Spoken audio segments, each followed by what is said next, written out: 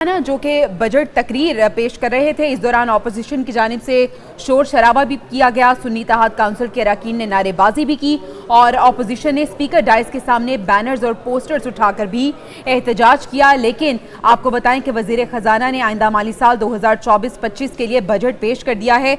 सरकारी मुलाजिमीन की तनख्वाहों में 22 से 25% और पेंशन में 22% इजाफा किया गया है। और इसके साथ साथ जवेरिया एक भारी बोझ डाला गया है पाकिस्तान की आवाम के ऊपर। टैक्सेस की भरमार इस बार भी की गई है और वो जो खदशा जाहिर किया जा रहा था कि IMF का मंजूर करदा और उन्हीं की मुशावरत से होने वाला बजट पास हो रहा है, तो यकीनी तौर पे उसके अंदर पाकिस्तान की आवाम की बेहतरी के लिए अगर तवक्को की जाए तो मेरे ख्याल में वो मुगालता आराई होगी और उसी का इजहार देखा भी जा रहा है। और यकीन दहानी वादे और दावे तो बड़े बड़े किए गए थे, लेकिन एक बार फिर से बड़ा भारी बोझ पाकिस्तान के आवाम के ऊपर टैक्सेस की सूरत में लाद दिया गया है। और आइंदा माली साल का 2024-25 के लिए 18,877 अरब रुपए का विफाकी बजट, जिस तरह से आपने भी बताया कि वो पेश किया गया है। सबसे बड़ा टास्क है FBR के कंधों पर यह बोझ है कि उन्हें महसूलात का हदफ 12,000 अरब से ज़ायद रखने की तजवीज़ भी दी गई है और इस टैक्स हदफ हासिल करने के लिए हर तरह का इस्तिस्ना इस बार ख़त्म करने का फ़ैसला हुआ है। और ये भी हुकूमत के पास एक ये उज़र है कि ये हमारी मर्ज़ी नहीं है,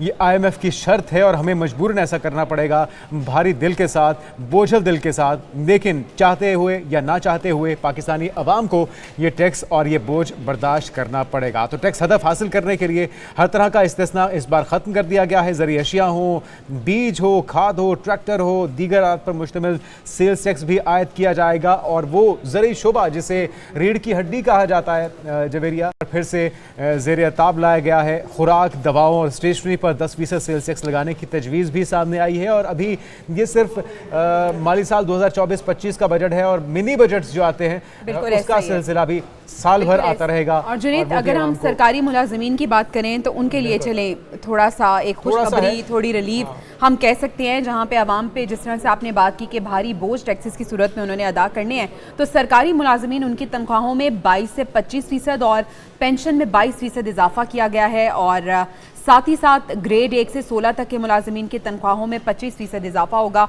और ग्रेड 17 से 22 तक के अफसरों की तनख्वाहें 22% बढ़ाई जाएंगी। कम अज़ कम माहाना उजरत 32,000 रुपये से बढ़ाकर अब 36,000 रुपये कर दी गई है। बिल्कुल। और अपोजिशन ने मैं समझता हूँ ज़ाती तौर पे जिस तरह से उम्मीद तौर पे शोर शराबा या एहतजाज होता है वो नहीं था कि रिवायती सिर्फ ये तासुर देने की कोशिश की गई है कि जी हम मौजूद हैं, लेकिन कोई रेजिस्टेंस नहीं हुई। पीपल्स पार्टी की तरफ से भी कहा जा रहा था कि हमारे से मुशावरत नहीं हुई, उन्हें तहफ़्फ़ुज़ात हैं, हमें लूप में नहीं लिया गया। लेकिन फौरी तौर पर हमने देखा कि पीपल्स पार्टी भी मान गई आनन फानन और PTI की भी ये खबरें आ रही थी कल तक कि वो भी ग्रीन सिग्नल दे दिया है बानी PTI ने। तो इसका मतलब है कि ऑल क्लियर है, ऑल ओके की रिपोर्ट है गवर्नमेंट के लिए। चाहे जितना मर्जी आप बोझ डालें पाकिस्तान के अवाम के ऊपर, आपको किसी किस्म की कोई रेजिस्टेंस दिखाई नहीं दी, ना